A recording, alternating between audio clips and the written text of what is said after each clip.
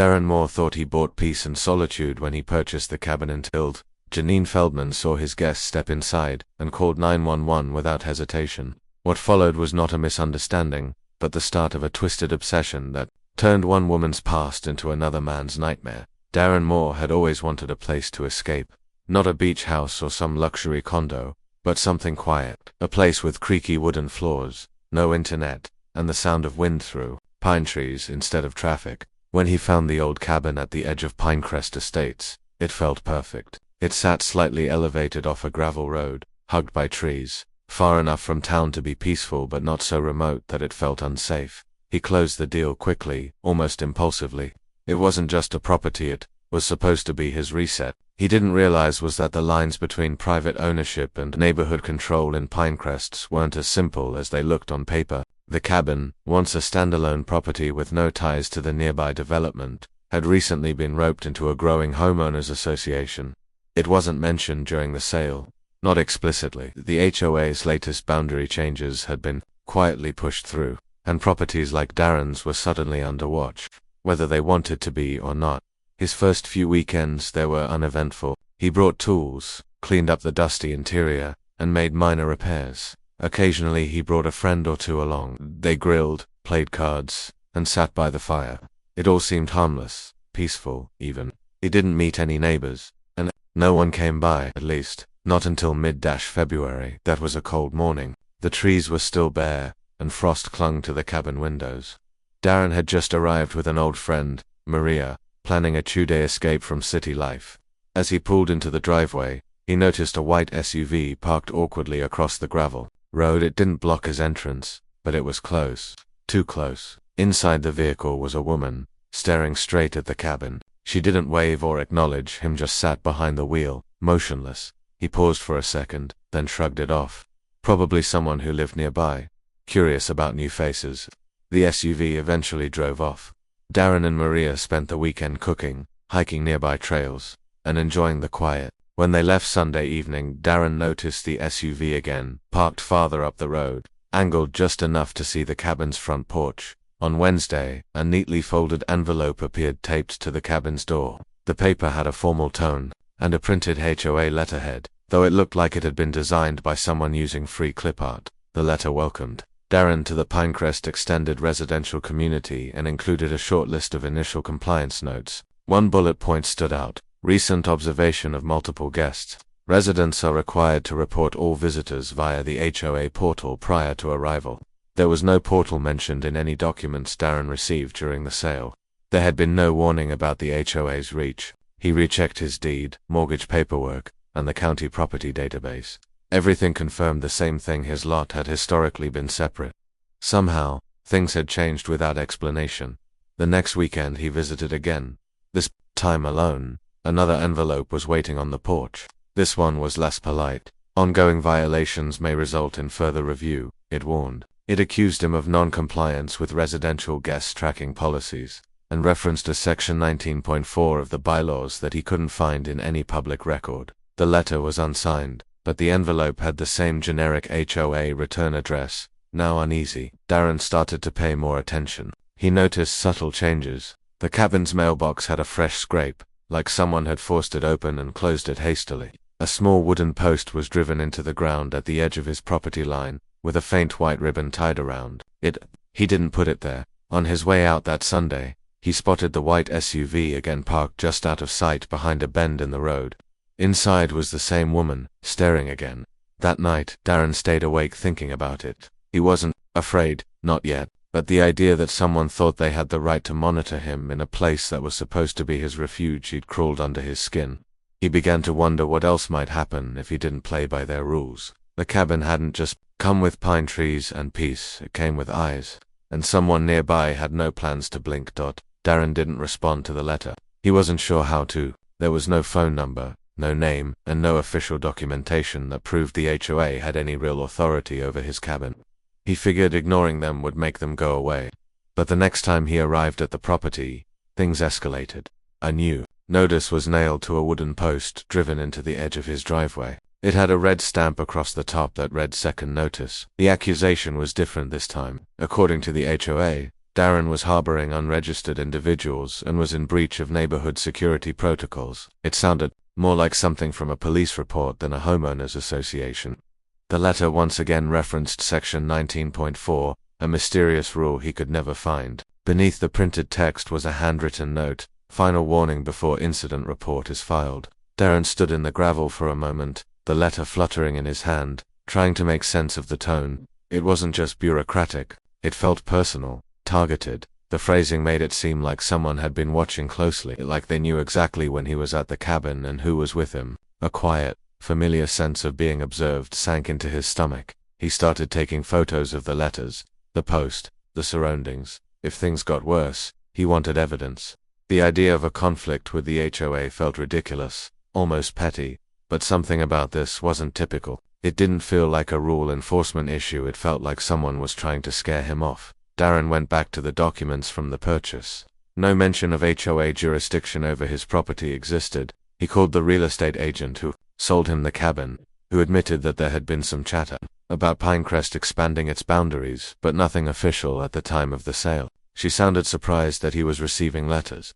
When he asked about the HOA president, she paused before saying, "I think it's still Janine Feldman." He'd heard the name before mentioned on a local forum as the Queen of Pinecrest. Apparently she was known for walking the neighborhood with a clipboard, issuing verbal citations for things like faded house paint and unmowed lawns. But Darren wasn't in a neighborhood. He owned trees, rocks, and silence. At least he thought he did. He decided to dig deeper. He looked up the Pinecrest HOA website. It was clunky and outdated, and most of the links didn't work. The bylaws section only had 5 documents, none of which included the alleged Section 19.4. He checked the county clerk's office online and downloaded the legally registered HOA guidelines. Again, nothing about guest protocols, surveillance, or mandatory reporting. But when he searched Janine Feldman, Pinecrest HOA, of odd local articles came up. One described how she once called animal control on a neighbor's dog because it looked suspicious. Another reported a dispute where she insisted a resident repaint their fence a different shade of white because it clashed with community aesthetic. The pattern was clear. Janine wasn't just a strict enforcer. She blurred the lines between policy and personal obsession. Darren began to suspect she had been watching the cabin from the moment he arrived, using her position to inject herself into places she didn't belong. Then came the camera. It wasn't Darren's. It appeared one morning, attached to a utility pole near the edge of his property. It pointed directly at the cabin's porch. It was small, almost unnoticeable, but the lens glinted in the sunlight. He stood under it, arms crossed, debating whether to take it down, but he didn't touch it. He took a photo instead and left it alone, for now. That afternoon, another letter arrived. This one was shorter. Surveillance activated due to repeated violations. Continued non-compliance will be escalated. No signature, no contact info, no evidence of legitimacy. Just a piece of paper shoved under the cabin door like a threat. Darren realized he was being pulled into something bigger than he anticipated. This wasn't about rules or regulations. Someone wanted him gone, or at least under control. The cabin he bought to escape scrutiny had become a place he now felt watched. He started locking the doors even during the day. He parked his car behind the cabin instead of out front. He walked the perimeter at night, checking for new markers or signs. What had started as passive-aggressive letters had turned into something else, a quiet war of territory, of ownership, of control. And Darren knew the next move wouldn't be written in ink. It would come fast, and likely when he least expected it. The weekend Darren decided to return to the cabin alone. He brought his friend Leo along for the drive. Leo had never been to the property before and was curious about the recent drama Darren had been describing. To Darren, it felt safer to have someone with him now. The isolation of the place, once its biggest appeal, now made him uneasy. They arrived just before noon on Saturday. The air was crisp, the sun high, and the trees gently swayed in the wind. From the outside, the cabin looked as peaceful as ever. Nothing appeared disturbed. No new letters, no strange markers, no mysterious vehicles in sight. For the first time in weeks, Darren felt a moment of relief. He handed Leo a set of keys and asked him to open the front door while he unloaded a cooler from the car. They were planning to grill that night, maybe watch some old movies, and relax something Darren hadn't done properly since the HOA nightmare began. He figured a weekend of normalcy might ease the tension that had been building inside him. At around 1:15 p.m., Darren remembered he left his toolbox in the back seat and walked out to get it. As he approached the car, he noticed something strange. In the distance, a white SUV parked off the main road again, just barely visible through a break in the trees. It hadn't been there when they arrived. It hadn't driven past, it simply appeared. His pulse quickened. He didn't mention it to Leo, not yet. He tried to brush it off, maybe a neighbor parking off the road, maybe a hiker, but deep down, he knew. The rest of the day passed without incident. They cooked steaks, walked down a nearby trail, and later sat on the porch with drinks. Leo joked that Darren's paranoia was getting the best of him. The quiet, the seclusion, it was easy to let the mind wander. Darren laughed along, but he couldn't shake the feeling that something was off. The next morning, Darren left briefly to pick up a few supplies from a gas station 10 minutes away. Leo stayed behind to start cleaning up and prep coffee. Darren wasn't even gone 20 minutes when his phone started vibrating non-stop. First a missed call from an unknown number, then a text, "Emergency at your property. Respond immediately." Darren pulled over and dialed back, heart racing. It was the sheriff's office. Double quote, "Sir, we received a 911 call about a possible intruder on your property. Units have already arrived on scene." Darren's stomach dropped. He explained that the person at the cabin was his guest, someone he invited, and that there should be no concern. But it was too late by the time he returned to sheriff's. Cruisers were parked along the gravel road. Leo was standing off to the side, visibly shaken. One officer stood with him, while the other approached Darren as he stepped out of the car. Apparently, a woman had called emergency services, claiming she saw a suspicious man entering the cabin through a side door. She reported him as possibly armed and said she feared for the safety of the neighborhood. Leo had been detained temporarily, patted down, and asked to show ID. His phone was checked. They only released him after verifying Darren's ownership of the property and the lack of any signs of forced entry. The situation was resolved without charges or arrests. But the damage was done.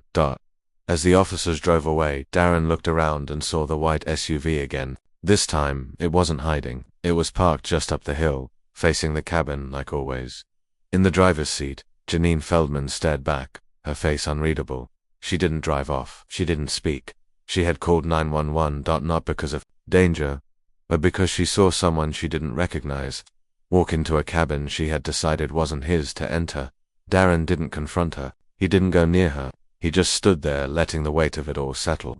This was no longer just about letters or rules. It was now about fear, about power. He realized then that he wasn't dealing with an HOA conflict. He was dealing with a person who believed she had control over everything she could see. And she had just shown she was willing to use emergency services to enforce that illusion. That night, Darren didn't sleep. He sat on the couch, lights off, listening for any sound outside the windows. Every rustling branch, every shift in the wind made him tense. He kept thinking, if she could call 911 without cause once, what would she do next? The cabin no longer felt like his, not really, in for the first time. He considered leaving it behind entirely.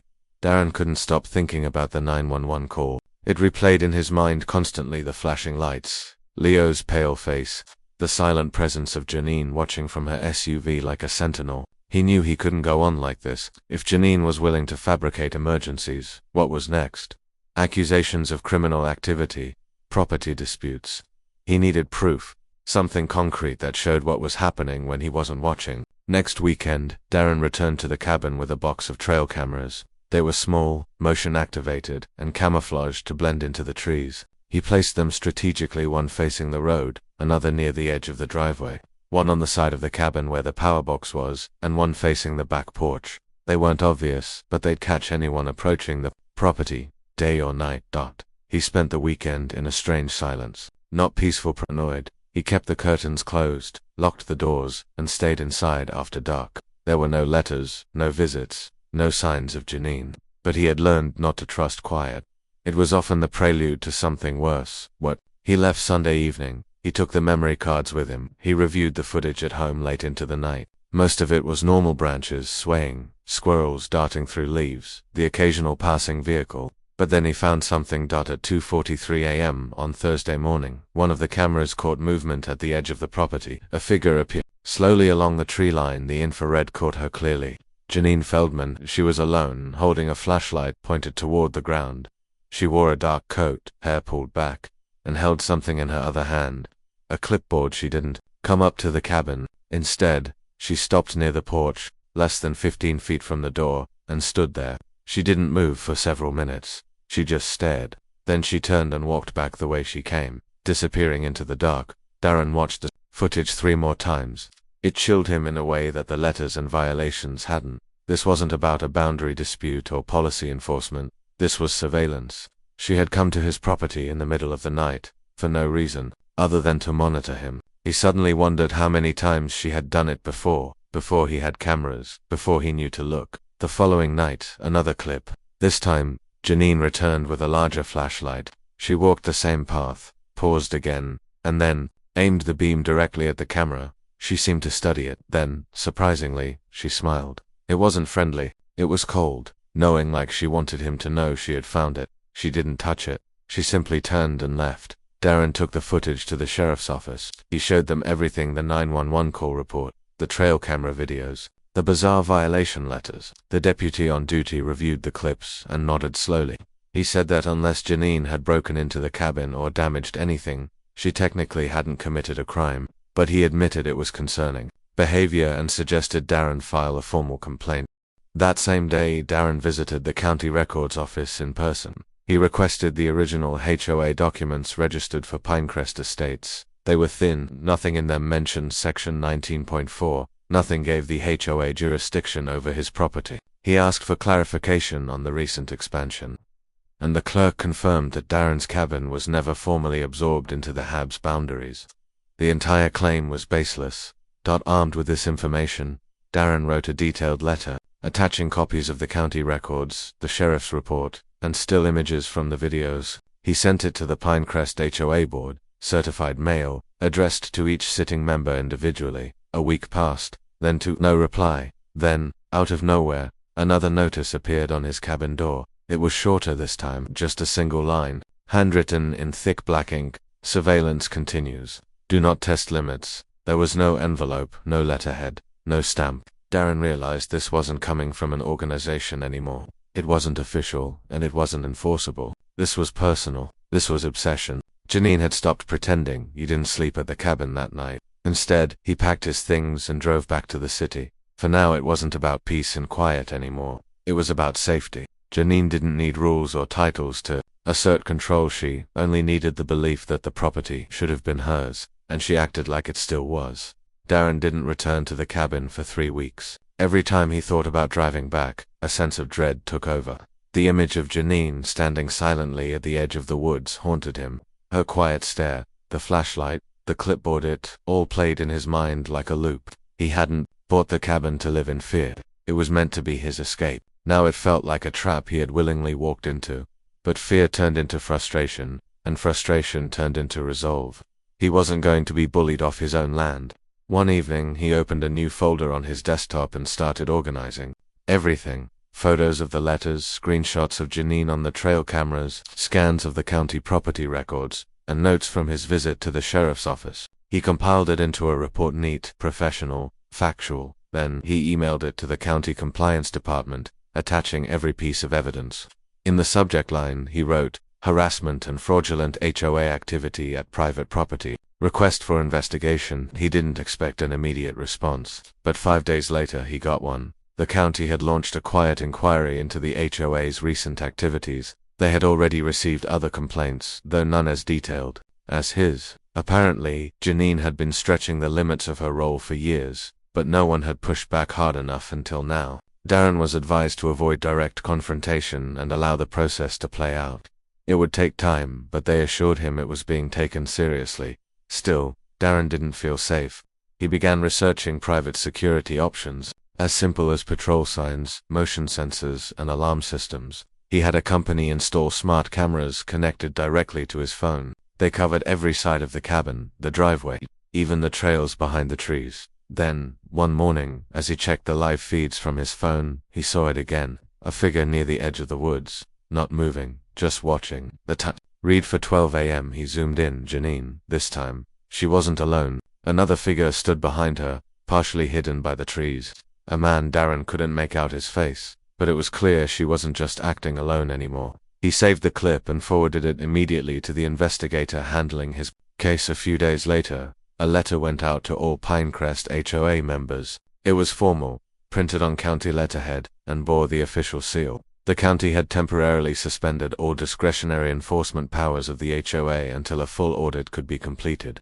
Any future violations, surveillance, or unauthorized contact with residents or non-members would be investigated as potential harassment. Darren drove up to the cabin that same evening. He expected to feel relief, maybe a little triumph, but instead, he found something else. His mailbox had been ripped from its post and tossed halfway down the driveway.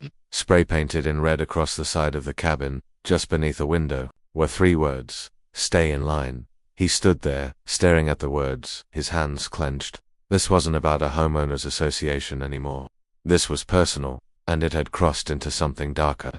He called the sheriff immediately, filed a report, and handed over the latest video footage. The responding officer told him Janine had been formally removed as acting president of the HOA that very morning. She was no longer permitted to make decisions, send notices, or engage with any residents on behalf of the HOA. A new interim board had been appointed, and part of their first order of business was dealing with the complaints against her. Darren repainted the side of the cabin himself. It took 3 coats to fully cover the spray paint. As he worked, he noticed something tucked under the doormat, a small folded photograph. It was old and weathered, printed in black and white. It showed the cabin, the same porch, but with different furniture and a younger woman standing in the doorway. He turned it over. Written on the back in faded pen were the words, 1994, my place in the Pines. It was Janine. No one had told Darren she used to live there. No records mentioned it. Nothing in the sale hinted at a past owner with ties to the property. Suddenly, all of her behavior made sense. The surveillance, the violations, the obsession. She didn't see Darren as the owner. She saw him as the intruder. He kept the photo, but never reached out to her again. He installed motion-activated floodlights, changed the locks, and planted thorny shrubs along the property's edge. And while he still visited the cabin, he never stayed longer than a day or 2. He never brought guests again. And he never let his guard down, because even without her title, Janine still lived in the neighborhood. And the cabin, no matter what the deed said, would always be hers in her mind.